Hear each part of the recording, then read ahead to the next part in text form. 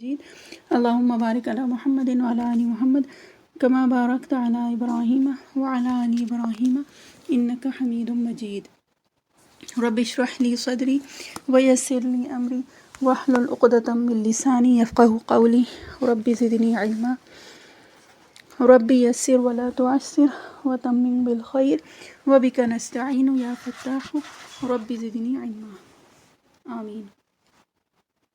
آج انشاءاللہ سورہ تکویر کی جو بقیہ آیات ہیں وہ کرنے کا ارادہ ہے۔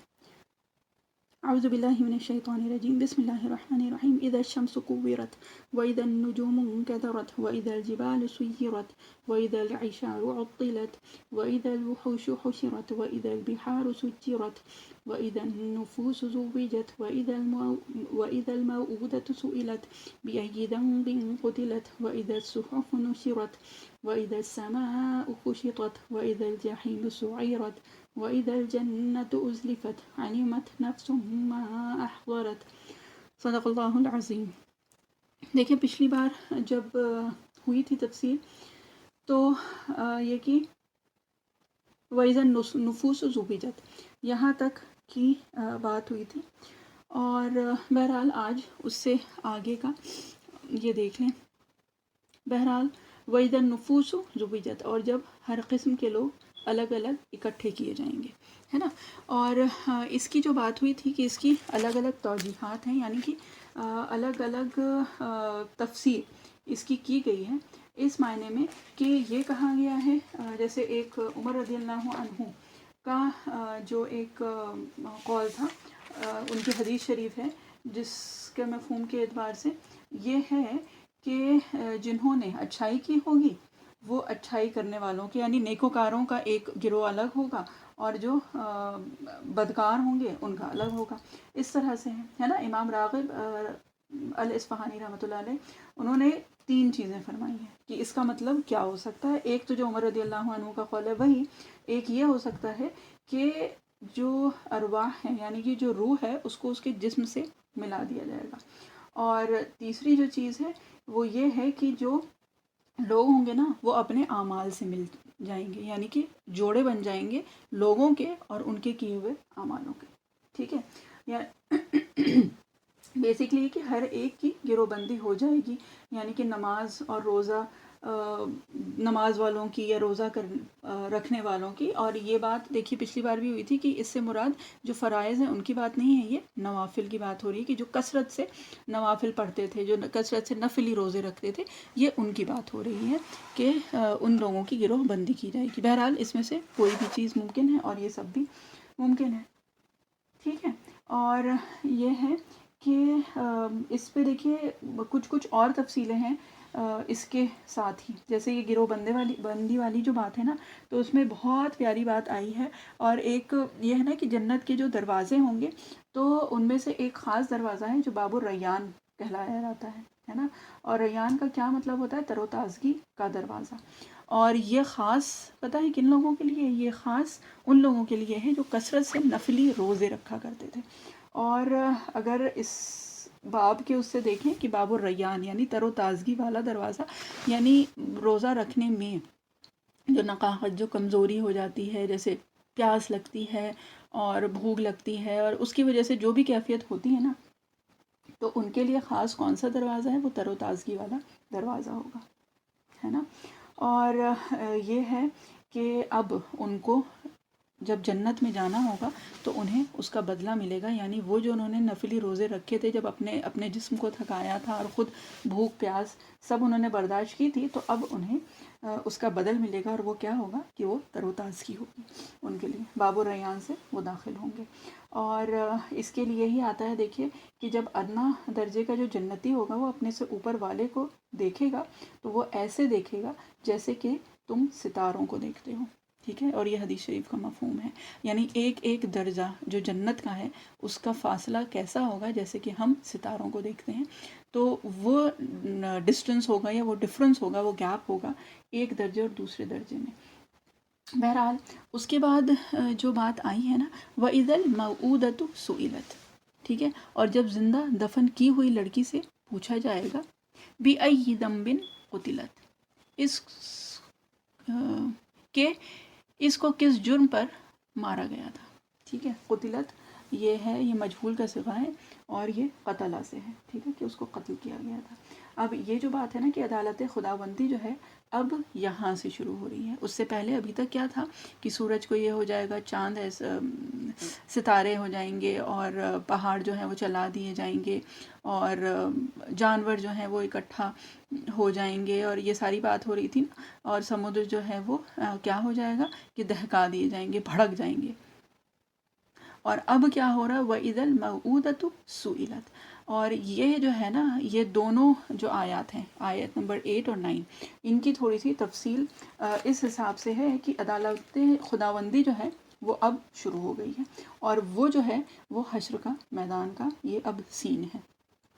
ٹھیک ہے. اور کیا ہے یہ ہے نا موعودہ. موعودہ کون ہوتا ہے؟ موعودہ یہ ہے، یہ زندہ درگور بچی، یعنی وہ بچی جس کو پیدائش کے وقت زندہ دفن کر دیا گیا تھا، یہ اس کی بات ہے. اور یہ اس کا جو روٹ ورڈ ہے وہ کیا ہے؟ واو حمزہ دال. ٹھیک ہے، زندہ درگور بچی کے لیے آتا ہے. اور یہ جو ہے نا، یہ عرب کا ایک بدترین رواج تھا. اور وہ کیا تھا، مطلب ان کی اگر شقاوت دیکھیں، یعنی کہ ان کی درندگی دیکھیں اگر، تو وہ یہ تھا کہ ان کی دل کی سختی کی انتہا جو تھی وہ یہ تھی کہ اگر لڑکیاں پیدا ہوتی تھیں تو وہ کیا کرتے تھے کہ ان کو اسی وقت، پیدائش کے وقت ہی انہیں دفن کر دیتے تھے، زندہ دفن کر دیتے تھے. ٹھیک ہے. اور یہ ہے کہ یہ اس وقت کا رواج تھا جب کہ قرآن شریف نازل ہوئی ہے. قرآن شریف جو نازل، یہ آیت جو ہے وہ مکی ہے، یعنی اس وقت کا وہاں کا وہ رواج تھا، ہے نا. اور یہاں پہ اگر دیکھیں تو کیا ہے کہ اللہ تعالیٰ نے اس تار کو چھیڑا ہے، یعنی اس معاشرے کی اس جو ایک کمی تھی، جو ایک گناہ تھا، جو ایک کلیکٹیولی ہوتا ہے. دیکھیے ایک چیز تو وہ ہوتی ہے نا، جو گناہ ہوتا ہے کہ بھائی سب لوگ اس کو گناہ سمجھتے ہیں، سب لوگ جانتے ہیں، اور اس کے بعد کوئی انڈیویجول گناہ کر رہا ہے نا. پھر گناہ ہوتے ہوتے ہوتے ہوتے وہ اتنا عام ہو جاتا ہے کہ وہ پورے معاشرے میں وہ گناہ ہوتا ہے، اور اس کے بعد جو ایک سب سے بڑی کمی جو آ جاتی ہے اس کی وجہ سے وہ یہ کہ پھر اس کو برا سوچنا سمجھنا جو ہے وہ کم ہو جاتا ہے. لوگ اس کو برا سمجھتے نہیں ہیں، اس لیے کیونکہ یہ تو رواج بن گیا ہے. تو یہ والی جو چیز ہے نا، یہ بات ہوئی ہے جو کہ یہاں پہ اللہ تعالیٰ نے کیا ہے، فرمایا ہے. اور وہ یہ ہے کہ جب زندہ درگور بچی سے پوچھا جائے گا، اس سے سوال کیا جائے گا کہ اس کو کس جرم میں اس کو مارا گیا تھا، ہے نا. اب اس سے ایک اور واقعہ بھی ہے، لیکن بہرحال ابھی تفصیل میں نہیں ہم جا رہے ہیں. انشاءاللہ پرسوں کا جو سیشن ہوگا نا، اس میں جو ان کی ڈیٹیلز ہیں نا، وہ پھر انشاءاللہ ارادہ ہے کہ وہ کر لیں گے. موعودہ جو ہے نا، وہ اس میں مفعول ہے. ٹھیک ہے. اور یہاں پہ دیکھیے ایک جو چیز ہے نا، وہ کیا ہے کہ قرآن شریف اس وقت کی جو بھی ایک سوشل ایولز جو ہوتے ہیں نا، اس وقت اس چیز کو اللہ تعالیٰ یہاں پہ اجاگر کر رہے ہیں. ٹھیک ہے. کہ یہ جو ایک بڑا گناہ تھا نا، تو اس کو اللہ تعالیٰ جس کو کہتے ہیں نا کہ سرفس کروا رہے ہیں کہ یہ ایک جو گناہ ہے وہ اس طرح سے ہے کہ دیکھیے جب اکثر گناہ ہوتا ہے تو جو گناہ گار ہوتا ہے اس سے پوچھا جاتا ہے نا، نہ کہ اس سے جس کے اوپر ظلم ہوا ہے. جو مظلوم ہے اس سے نہیں پوچھا جاتا، جس نے ظلم کیا ہے، جس نے قتل کیا ہے، جس نے بھی گناہ کیا ہے، جو کرمنل ہے اس سے پوچھا جاتا ہے. لیکن یہاں پہ اللہ تعالیٰ کیا فرما رہے ہیں کہ جو وکٹم ہوگا نا، جو مظلوم ہے، اس سے سوال ہوگا کہ تمہیں کس گناہ میں تمہیں مارا گیا تھا، ہے نا. اب اس کا کیا مطلب ہے کہ جو مظلوم ہے اس سے کیوں پوچھا جائے گا، اور جو ظالم ہے اس سے اللہ تعالیٰ کیوں نہیں پوچھیں گے. تو اس کے لیے یہ کہ الگ الگ توجیحات دی گئی ہیں. ایک تو یہ ہے کہ دیکھیں حضرت ابن عباس رضی اللہ عنہ یہ فرماتے ہیں کہ اس وقت کا جو ایک رواج تھا وہ یہ تھا کہ ایک لڑکی کی پیدائش کو بہت برا مانا جاتا تھا، اور اس وجہ سے وہاں کے جو رواج تھا نا اس میں یہ تھا کہ اگر اس کی پیدائش ہو تو اس کو دفن کر دیا جائے، ٹھیک ہے. اور اس کی کیا ریزنس تھے، ایک تو یہ تھا بھائی یہ کہ اس وقت کا جو بھی ان کا کلچر تھا، جو بھی ان کا رواج تھا، اس کے حساب سے کہ جو ایک مرد کی مردانگی ہے وہ ختم ہو جاتی ہے اگر بیٹی پیدا ہو. یا پھر یہ ہے کہ بیٹی جو ہے وہ اب کیا ہوگا کہ کچھ دن میں اس کی شادی ہو کے یہ رخصت ہو جائے گی، تو اس سے کیا ہوگا کہ ہمارا ایک تو نقصان بھی ہوگا، اور اس کے بعد پھر یہ کہ ہمارے لیے جس کو کہتے ہیں آر کی بات ہے یہ کہ ہم اپنی بیٹی کسی کو دیں. اور یہ کہ اگر ویسے دیکھیں تو اسلام جب آیا ہے، جب نبی کریم صلی اللہ علیہ وسلم کی حدیث شریف اور بہت ساری حدیث شریف سے کچھ سے یہ پتہ چلتا ہے کہ نبی کریم صلی اللہ علیہ وسلم نے بشارت دی ہے ان کو جن کی 2 یا 3 بیٹیاں ہیں، ٹھیک ہے، اور انہوں نے ان کی جس کو کہتے ہیں ٹھیک طرح سے پرورش و تربیت کی ہے. تو بشارت جو ہے وہ نبی کریم صلی اللہ علیہ وسلم نے ان کو نہیں دی جن کے بیٹے ہیں، بلکہ بیٹیوں کی پیدائش پہ مبارکباد اور بیٹیوں کی پیدائش اور ان کی صحیح تربیت پہ جنت کا وعدہ ہے. اور یہ ہے کہ نبی کریم صلی اللہ علیہ وسلم نے فرمایا تھا کہ وہ میرے ساتھ جنت میں اس طرح کھڑا ہوگا، اور اپنے ہاتھ کا اشارہ کیا تھا، یعنی 2 جو انگلیاں ہیں ان کو ساتھ میں رکھ کے وہ کیا تھا کہ وہ میرے ساتھ جنت میں اس طرح سے ہوگا، ٹھیک ہے. تو اب یہ ہے کہ اللہ تعالیٰ اس بچی سے کیوں پوچھیں گے؟ دیکھیے اس کے لیے 2-3 وجوہات ہیں. ایک تو یہ ہے کہ اگر دیکھیں تو اس وقت وہ نومولود بچی، یعنی کہ اسی وقت پیدا ہوئی ہوئی بچی، تو اس کو تو نہ بولنا آتا ہے، نہ اس کو سمجھ ہے، نہ اس کو کچھ بھی پتہ ہے، ٹھیک ہے. اور جو کر رہا ہے وہ ہر چیز پہ اس وقت جس کو کہتے ہیں کہ اس کے اوپر قدرت حاصل ہے، اس بچی کے اوپر، اس انسان کو، اس شخص کو پوری کی پوری قدرت حاصل ہے. اور وہ جو بچی ہے وہ مظلوم ہے، اور وہ جس کو کہتے ہیں نا اپنی دفاع نہیں کر سکتی، یعنی اپنے آپ کو نہ بچا سکتی ہے، نہ وہ فریاد کر سکتی ہے، وہ کچھ بھی نہیں کر سکتی ہے نا. تو اب کیا ہے کہ اب جب حشر کا میدان جب لگے گا اور جب عدالت خداوندی شروع ہوگی نا، تو سب سے پہلے اللہ تعالیٰ آواز اس کو دیں گے، سب سے پہلے آواز اس کی سنی جائے گی جو کہ اس دنیا میں جس کی آواز کوئی نہیں سنتا تھا، یا جو بولنے کے لائق نہیں تھا. اور اس سے مراد بیسکلی یہ ہے کہ بولنے سے مراد جو ہے وہ یہ ہے کہ اگر وہ کچھ کہتا بھی تھا نا تو کوئی اس کی بات سنتا نہیں تھا، ہے نا. تو جب جو مظلوم ہوں گے نا وہ ہوں گے جن سے سب سے پہلے اللہ تعالیٰ مخاطب ہوں گے اور ان کو ان کا حق دلایا جائے گا، ہے نا. تو بہرحال قرآن شریف کے جو جس کو کہتے ہیں کہ جو ہم لوگوں کو سبق دیا گیا ہے وہ واقعی یہ ہے کہ قیامت کے دن جو لوگ جس کو کہتے ہیں کہ دنیا میں رہ کے جو مظلوم تھے، جو جن کی کوئی بات سنتا ہی نہیں تھا، جن کی کوئی جس کو کہتے ہیں کہ نہ سٹیٹس تھا، نہ کوئی بات کرنے کی صلاحیت کچھ لوگوں میں نہیں ہوتی. کچھ لوگ یہ ہوتا ہے کہ کم بولتے ہیں، یا کچھ لوگ جو وہ ہوتے ہیں جو برداشت کر جاتے ہیں، خاموش رہ جاتے ہیں، یا کچھ ہوتے ہیں جو کہ بول سکتے ہی نہیں ہیں. تو یہ جتنے بھی لوگ ہوں گے نا تو یہ ہے کہ جو روتے بھی رہے، چیختے چلاتے بھی رہے، لیکن کسی نے ان کی آواز نہیں سنی، تو قیامت کے دن اللہ تعالیٰ ان کی آواز سب سے پہلے سنیں گے، ہے نا. اس لیے کیونکہ یہ لوگ جو ہے نا یہ زندگی بھر جب تک کہ دنیا میں تھے یہ لوگ، تو یہ جو ہیں یہ انصاف کا انتظار کر رہے تھے. اور آج جب فیصلے کا دن ہے وہ فیصلے کا انتظار کر رہے تھے اور اس انصاف کا انتظار کر رہے تھے. اور اب جب فیصلے کا دن ہوگا نا تو سب سے پہلے فیصلہ ان کو کرنے کا حق دیا جائے گا، یعنی کہ جو ان کے حقوق، جو ان کے حق تلفی ہوئی نا وہ دی جائے گی. اور یہاں پہ ایک بہت اہم بات جو ہے نا قرآن شریف کی اور بیسکلی جو دعوت اور تبلیغ کی ہے، وہ ایک چیز جو ہے وہ یہ ہے کہ دیکھیں قرآن شریف میں اکثر اور ایک جو چیز آئی ہے نا وہ یہ ہے کہ اس وقت کی جو بھی خرابیاں تھیں، جو برائیاں تھیں، جو گناہ تھے، وہ اجاگر کیے ہیں جتنے بھی پیغمبر آئے ہیں انہوں نے، ٹھیک ہے. اب اگر آپ نوح علیہ السلام کے زمانے میں شرک بہت زیادہ تھا، تو نوح علیہ السلام نے سب سے زیادہ جو تبلیغ کی ہے وہ شرک کے لیے کی ہے، ٹھیک ہے.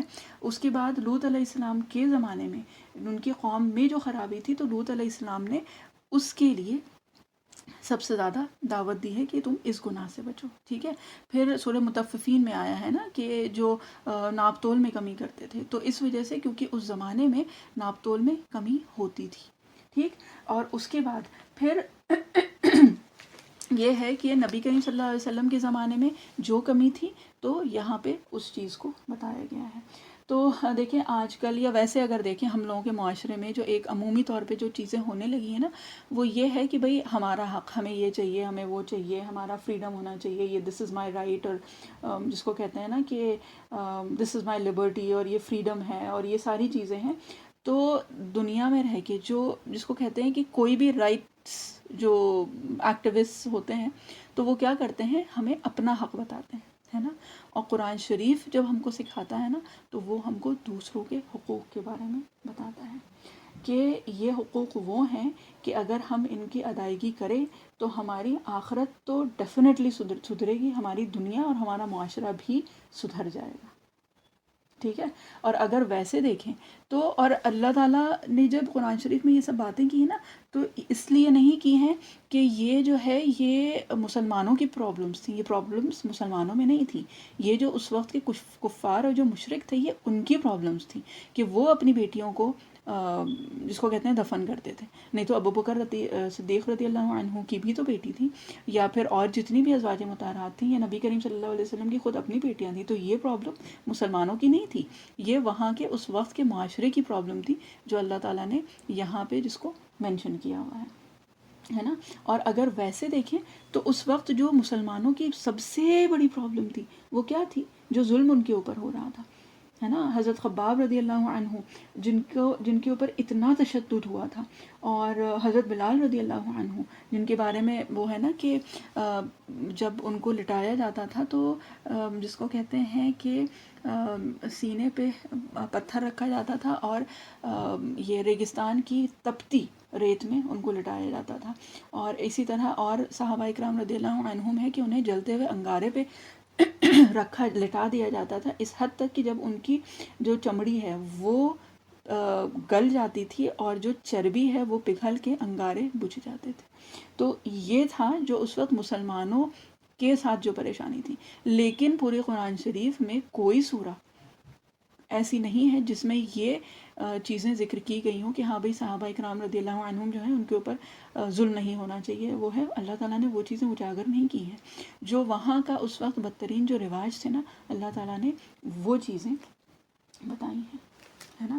تو بہرحال بات ایک تو یہ ہے، اور اس کے بعد ایک جو اور چیز تھوڑی سی سمجھنے والی ہے وہ کیا ہے کہ اس سے پہلے تھی نا وَإِذَا الْعِشَارُ عُطِّلَتْ، ہے نا، کہ یہاں پہ کیا تھا کہ اس وقت کا جو رواج تھا وہ کیا تھا کہ اشار یعنی اونٹنی جو تھی اس کو تو بہت ہائی سٹیٹس اور بہت جس کو کہتے ہیں نا کہ سٹیٹس سمبل تھا وہ ان لوگوں کا.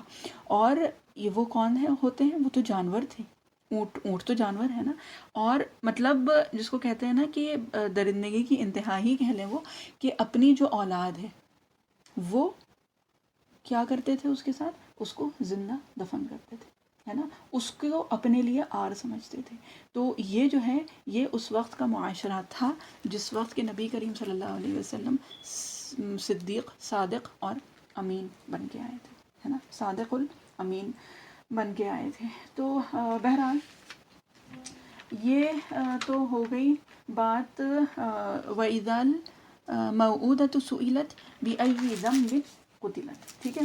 اب کیا ہے، ذم جو ہے، ذم کہا جاتا ہے گناہ کو، اور گناہ وہ بھی جو چھوٹے سے چھوٹا، مطلب جس کو کہتے ہیں کہ سب سے چھوٹا، ایک ہلکی سی جو غلطی یا لغزش جو ہو جاتی ہے نا اس کو کہا جاتا ہے. ٹھیک ہے. اور یہ کہ ذم کا جو لفظ یہاں پہ آیا ہے وہ اس حساب سے آیا ہے کہ اس کی کوئی ایک چھوٹی سی کوئی غلطی بھی تو نہیں تھی کہ جس کی وجہ سے اس کو مارا گیا تھا، ہے نا. اور یہ ہے کہ اس وقت جو اس بچی کو مارا گیا تھا، دیکھیں اس وقت کو جو معاشرہ ہے نا اس میں ایک یہ تھا کہ دیکھیں کسی بڑے کو ماریں، کسی اور دوسرے قبیلے والے کو ماریں یا کچھ بھی کریں تو کیا ہوگا کہ جو اس کے قبیلے کے لوگ ہیں وہ آ کے آپ سے جس کو کہتے ہیں کہ یا تو خون بہا مانگ لیں گے، یا پھر یہ کہ آپ کو پریشان کریں گے، یا آپ جنگ ہو سکتی ہے، یہ کچھ بھی ہو سکتی تھی چیزیں، ہے نا. لیکن اپنی بچی اگر کسی نے ماری ہے تو اس کے لیے تو کوئی قبیلے والے بھی نہیں آئیں گے، کوئی گھر والے بھی نہیں آئیں گے، کوئی خاندان والے بھی نہیں اٹھیں گے اس کے اگینسٹ. ہے نا. تو یہ ہے کہ اس وجہ سے یہ کہ اللہ تعالیٰ اس بچی سے پوچھیں گے. اور ایک جو وجہ بتائی گئی ہے کہ اللہ تعالیٰ اس بچی سے اس لیے پوچھیں گے کیونکہ جو گناہ گار جس نے یہ گناہ کیا ہوگا نا، اللہ تعالیٰ اس کی طرف اس دن متوجہ بھی نہیں ہوں گے. یعنی اس وقت وہ دن ایسا ہوگا کہ اس دن اللہ تعالیٰ ان کی طرف نہ دیکھیں گے، نہ ان سے بات کرنا پسند کریں گے. ٹھیک ہے. وَإِذَا الصُّحُفُ نُشِرَتْ، اور جب اعمال نامے کھول دیے جائیں گے. ٹھیک ہے.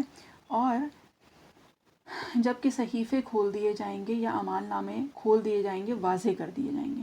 اور اسی طرح سے سورہ کہف میں بھی یہی چیز آئی ہے، اسی طرح کا وہ آیا ہے، لا یغادر صغیرۃ ولا کبیرۃ الا احصاها، کہ انسان حیران ہوگا کہ یہ کیسا جس کو کہتے ہیں رجسٹر ہے، یہ کیسی کتاب ہے کہ حاضر کتاب لا یغادر ولا کبیرۃ، کہ اس نے نہ کوئی چھوٹی سے چھوٹی چیز نہ کوئی بڑی سے بڑی چیز ایسی نہیں ہے جو کہ اس نے جس کا احاطہ نہ کیا ہو، یعنی اس میں درج نہ کی گئی ہو.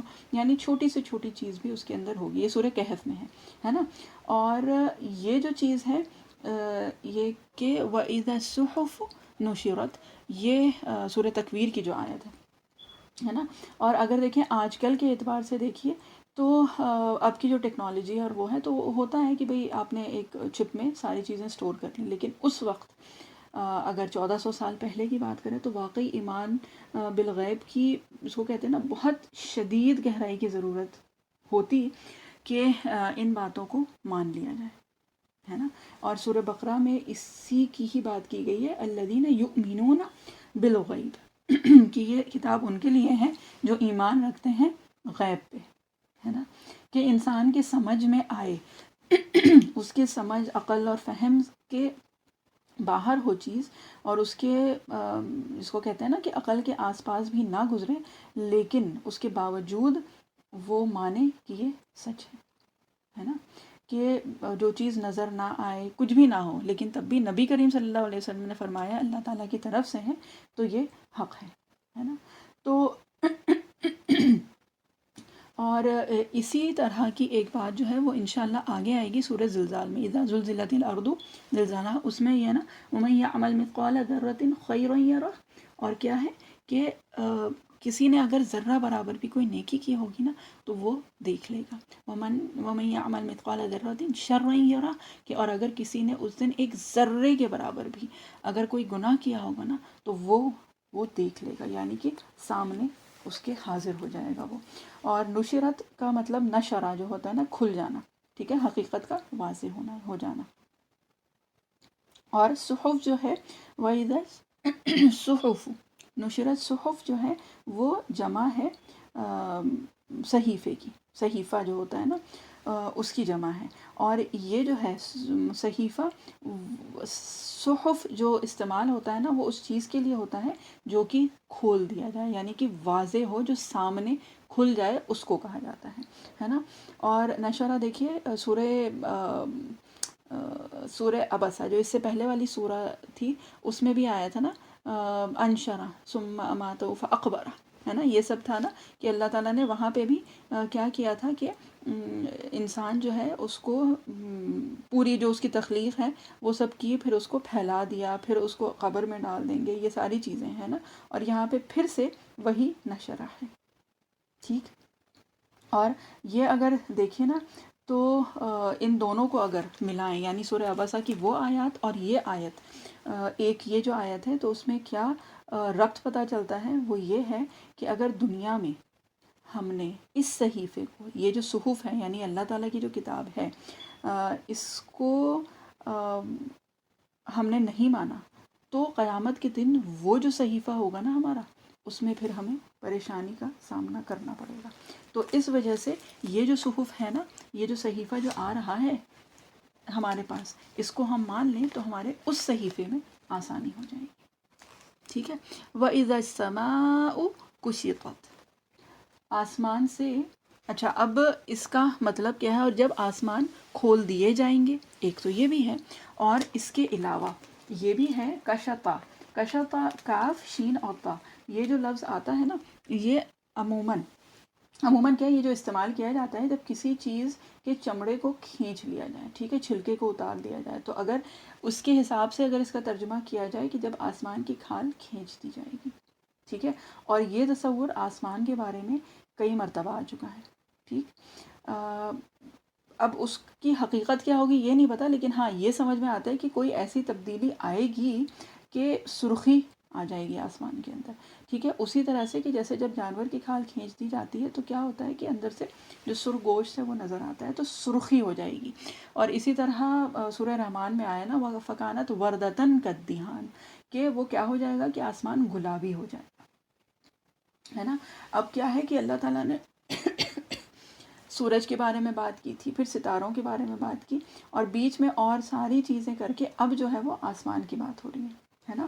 اب آسمان، سما جو آتا ہے نا، تو سما وہ چیز، ہر وہ چیز جو کہ سر کے اوپر ہو اس کو سما کہا جاتا ہے، اور عموماً یہ آسمان کے لیے استعمال ہوتا ہے، ٹھیک ہے۔ اور کشفا بھی وہی بات ہے، اور کشات جو ہے نا وہ قصائی کو کہا جاتا ہے، اس وجہ سے کیونکہ جو پہلی چیز جب جو کشات جو کرتا ہے وہ کیا کرتا ہے بوٹی اور وہ سب بنانے سے پہلے کہ وہ کھال ادھیڑتا ہے نا۔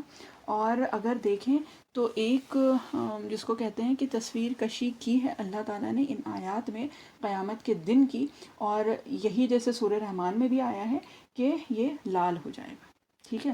اب یہ پھر سے تھوڑا سا سمجھنے کی بات ہے کہ یہ آسمان جو ہے یہ لال ہو رہا ہے۔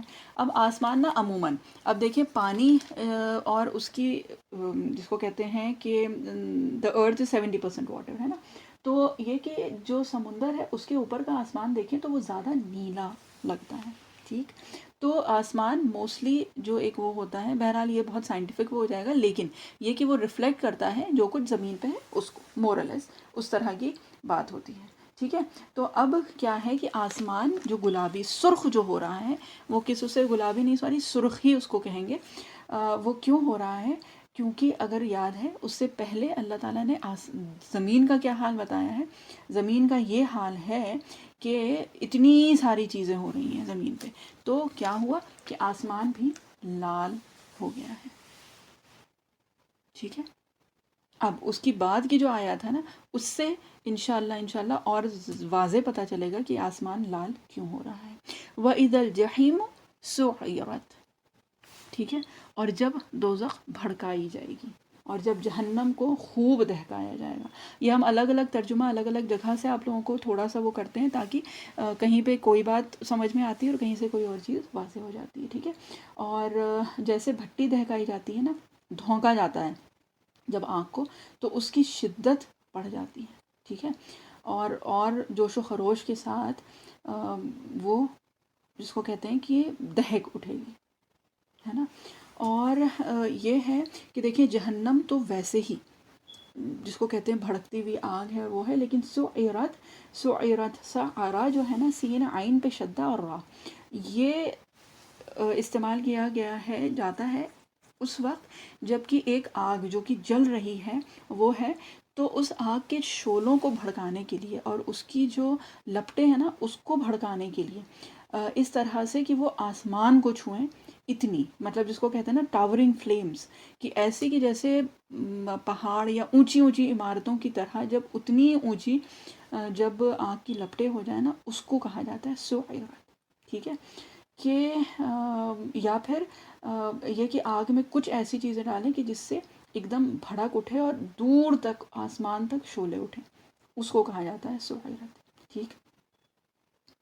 اب یہ کیا ہے کہ یہ ایک وہ ہے نا برزت الجحیم، برزت الجحیم، تو برزہ جو ہے نا برزت یہ تو آتا ہے صرف جیسے دہکتی ہوئی بھڑکتی ہوئی جو بھی ہے، اور سعرت جو ہے یہ اس سے بہت اور آگے کا جس کو کہتے ہیں نا شدت جو ہے وہ بتائی گئی ہے، ٹھیک ہے۔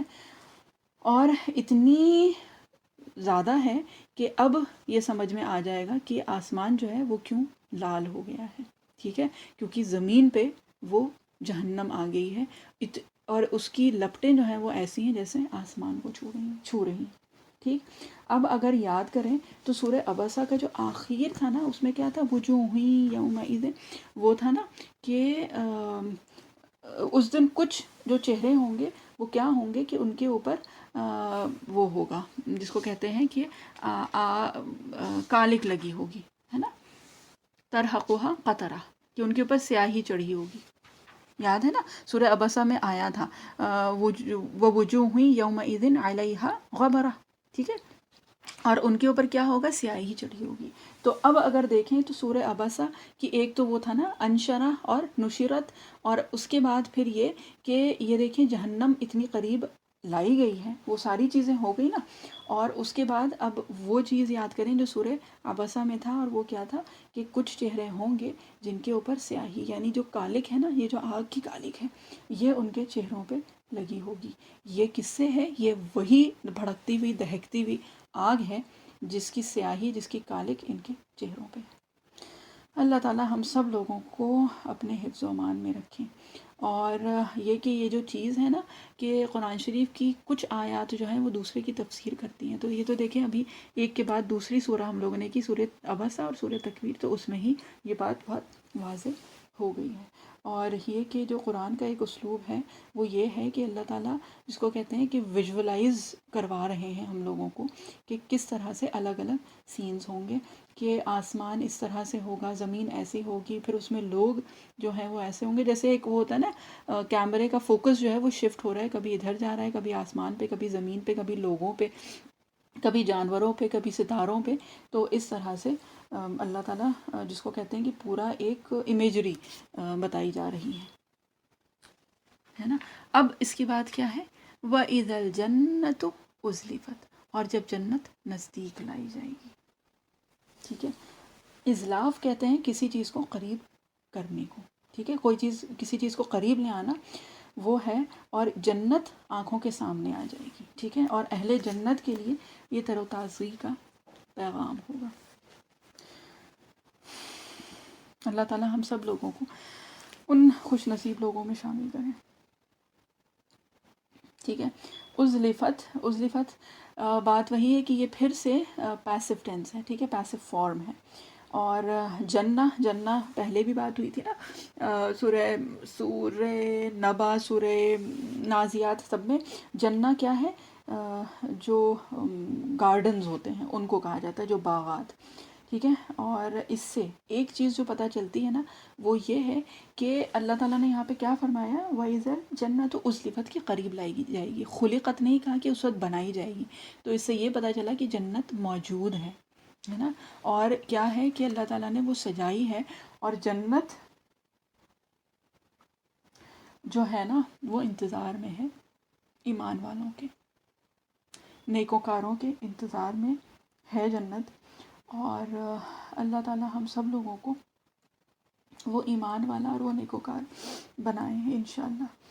تو یہ کہ اسی سلسلے میں جو سورہ عبسہ کی پھر وہی آیات تھی نا جو جنتیوں کے لیے آئی تھی، وجوہ یومئذ مسفرہ ضاحکۃ مستبشرہ، کہ وہ ہنستے ہوئے خوش و خرم جو چہرے ہوں گے نا، وہ جو روشن چہرے ہوں گے، تو وہ گویا کہ جو جنت قریب لائی گئی نا تو وہ اس کے انتظار میں تھے.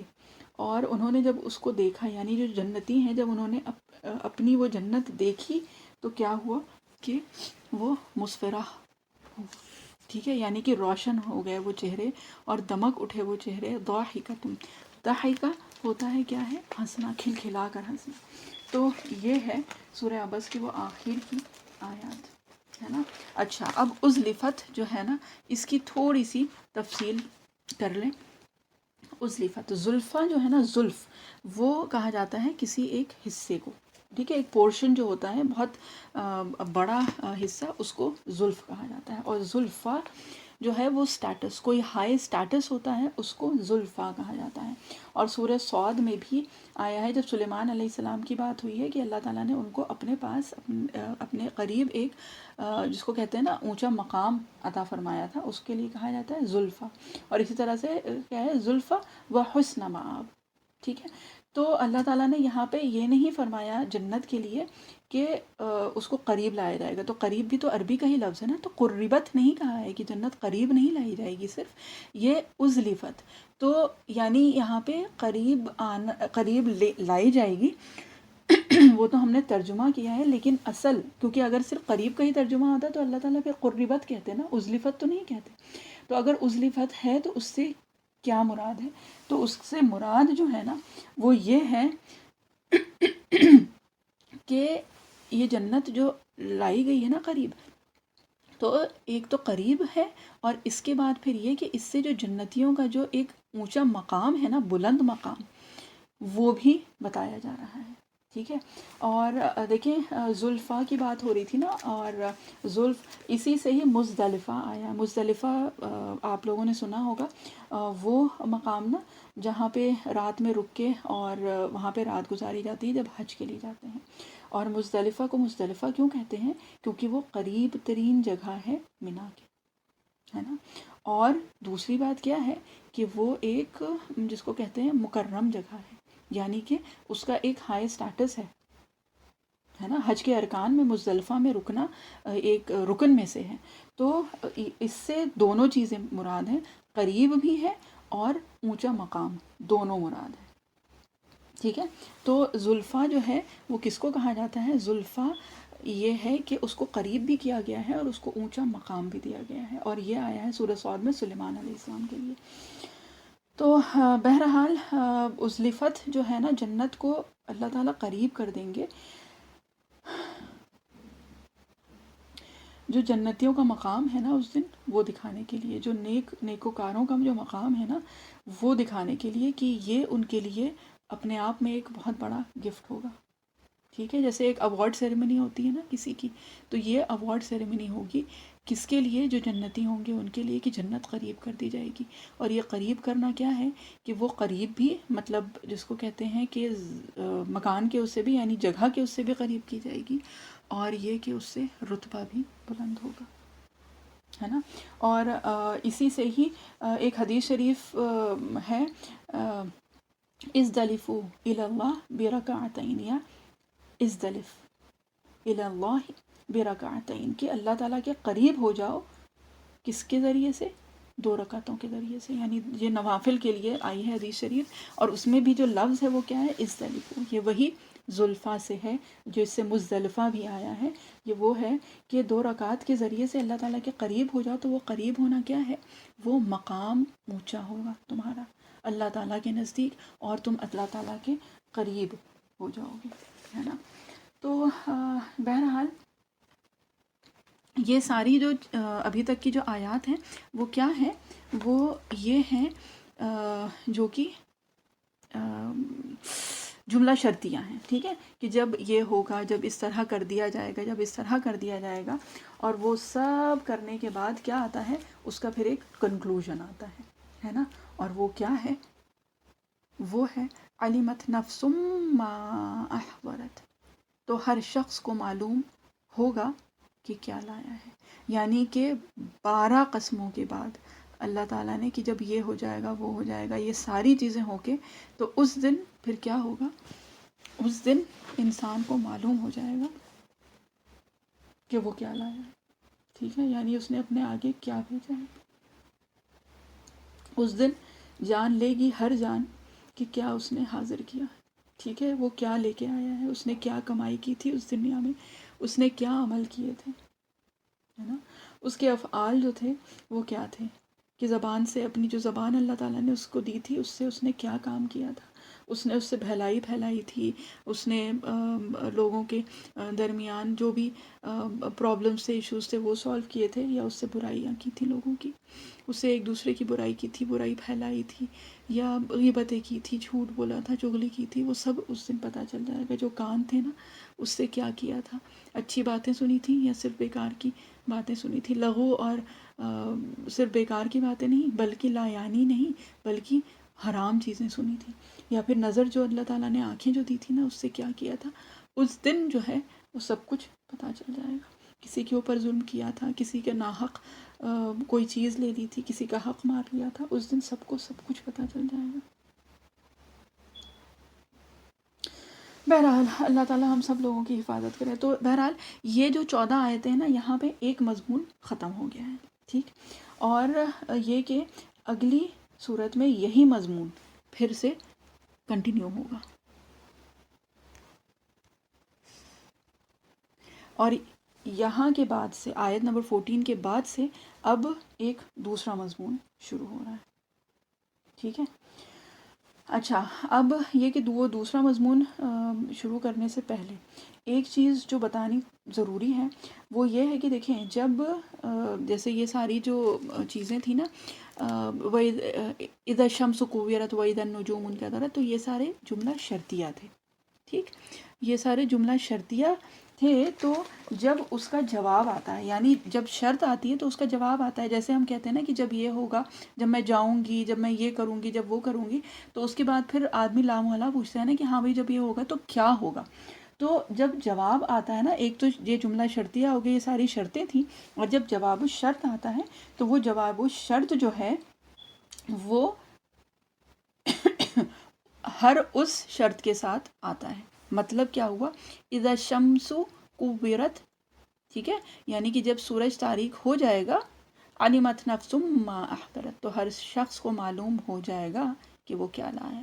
واذا النجوم انکدرت علمت نفس ما احضرت، جب ستارے چڑھ جائیں گے یا گر جائیں گے یا بے نور ہوں گے تو پھر کیا ہوگا؟ ہر شخص کو معلوم ہو جائے گا کہ وہ کیا لایا ہے.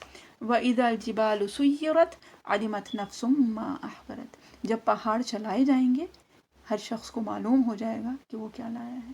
اور اس طرح سے ہر ایک شرط کے ساتھ یہ جواب الشرط جو ہے وہ جوڑی جا سکتی ہیں.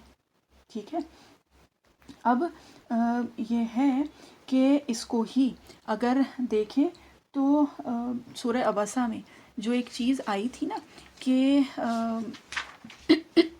لِكُلِّ امْرِئٍ مِّنْهُمْ يَوْمَئِذٍ شَأْنٌ يُغْنِيهِ، ہے نا، کہ اس دن ہر شخص کی ایسی حالت ہوگی کہ اس کو اور چیزوں سے، ہر چیز سے، جس کو کہتے ہیں اور چیزوں سے بے پرواہ کر دے گی، ہے نا. یعنی کہ جب ایک ایک چیز ہوگی تو آدمی کا اپنا یہ حال ہوگا جو کہ بتایا ہے علمت نفس ما احضرت. تو وہی ہے کہ دیکھیں سورہ عبسہ کی وہ کچھ آیات جو ہیں وہ اس سے کس طرح سے اس کو اور ایکسپلین کر رہی ہیں، اس کی اور ڈیٹیلز بتا رہی ہیں، ہے نا. تو سورہ عبسہ میں اللہ تعالیٰ نے ایک موقع دیا تھا، جب اللہ تعالیٰ نے یہ فرمایا تھا نا کہ انسان کو اگر دیکھو کہ وہ کس سے بنا ہے نا، اور پھر یہ کہ اس کو کس طرح سے ہم نے بڑا کیا، اس کو کس طرح سے ہم نے اس کی تخلیق کی، پھر کس طرح سے ہم نے اس کا راستہ آسان کیا، وہ ساری چیزیں کی تھی نا. تو وہاں پہ اللہ تعالیٰ نے ایک موقع دیا ہے کہ انسان اپنی تخلیق کو ہی دیکھ لے تو پھر وہ اللہ تعالیٰ کی طرف پھر سے آ سکتا ہے نا. اور یہ ہے کہ اللہ تعالیٰ نے جب اتنی نعمتیں دی ہیں اور وہ ہیں، لیکن پھر کیا بتایا اللہ تعالیٰ نے کہ انسان نے جو اس کو کہا گیا تھا نا وہ اس نے نہیں کیا، ہے نا. جو سورہ عبسہ میں جو وہ آیا تھا نا کہ اللہ دیکھیں وہ آیت ہمارے اس وقت ذہن میں ہی نہیں آ رہی ہے. بہرحال سورہ عبسہ میں ابھی ہم لوگوں نے وہ چیز پڑھی تھی نا کہ بہرحال کہ انسان کو جو کہا گیا تھا نا وہ اس نے پورا نہیں کیا، ہے نا.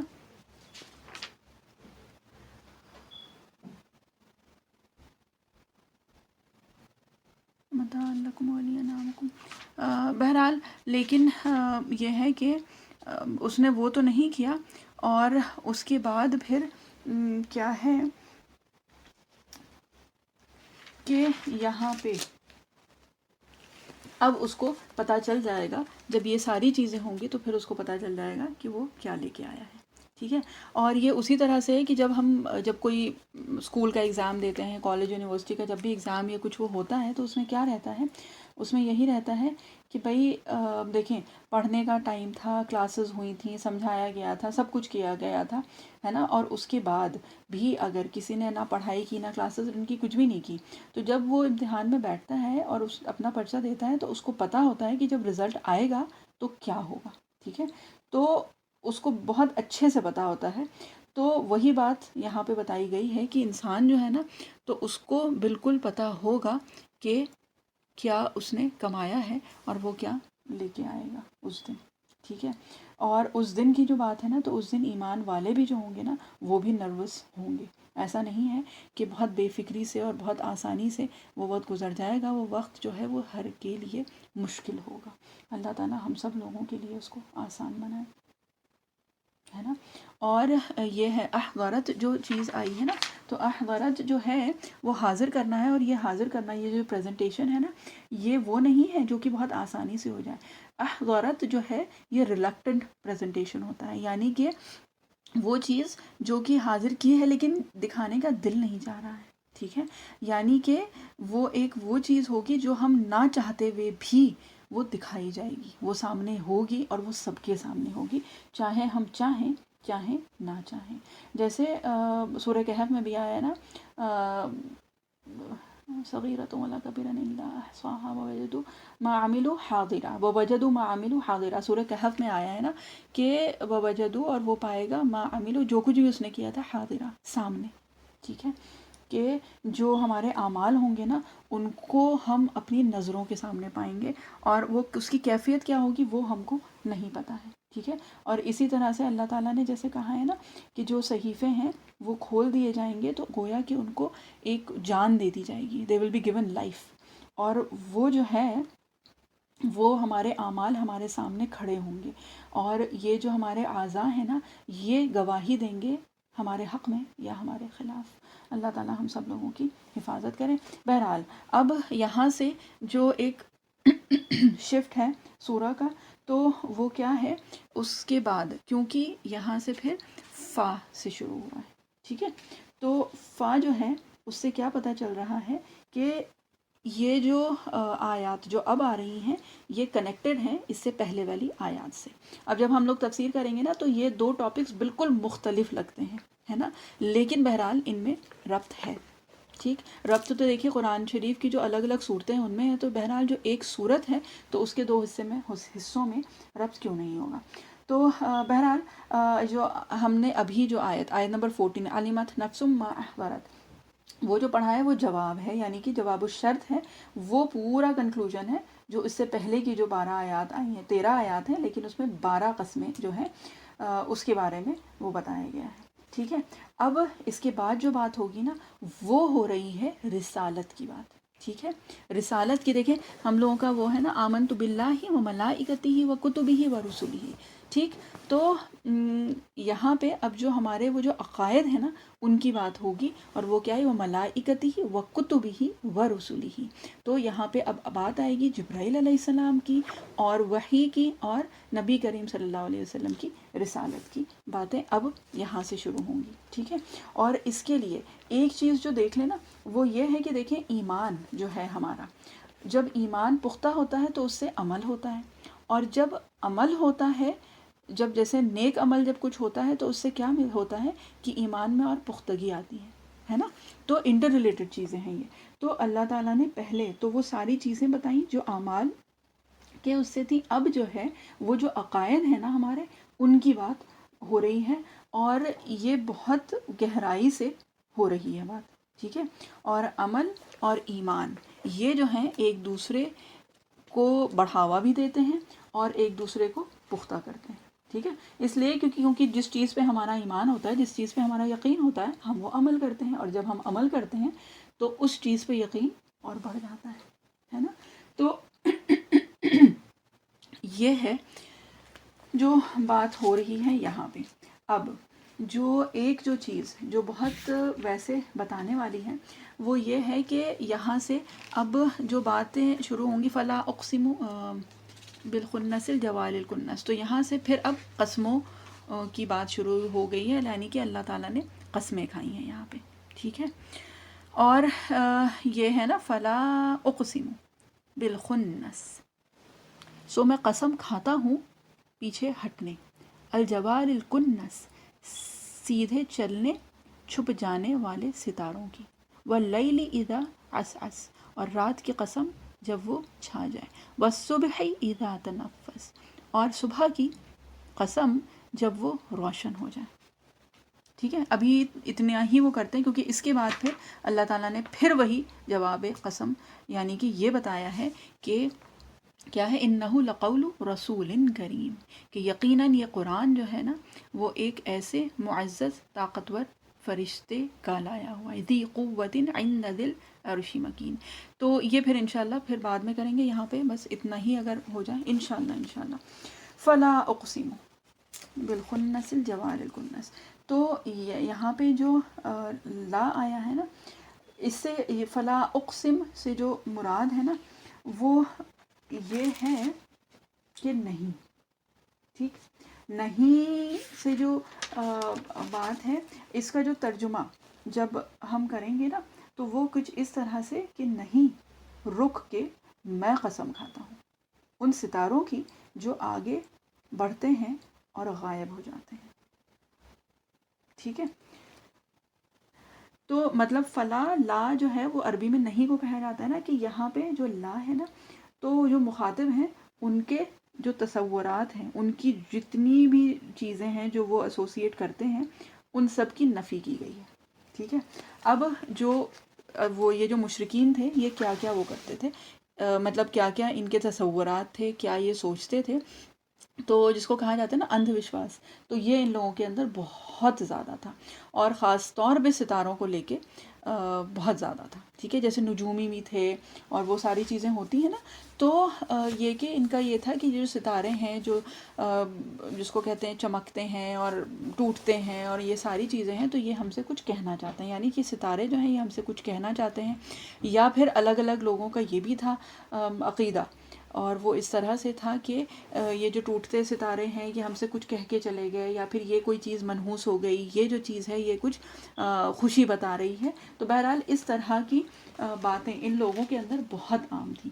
تو ایک تو یہ بات جو پتہ چلتی ہے وہ یہ ہے کہ اللہ تعالیٰ یہ کہہ رہے ہیں، یہ فرما رہے ہیں کہ یہ جو ستارے ہیں نا یہ اللہ تعالیٰ کے قدرت میں ہیں. ٹھیک ہے، یعنی کہ اللہ تعالیٰ ہی قدرت رکھتے ہیں اور اللہ تعالیٰ ہی اس پہ قادر ہیں کہ یہ چاہے چمکیں، چاہے یہ ٹوٹیں، چاہے وہ یہ رہیں، اور چاہے یہ ختم ہو جائیں، جیسے کہ سورہ کے شروع میں تھا. ٹھیک ہے، تو فلا اقسم بالجوار الکنس.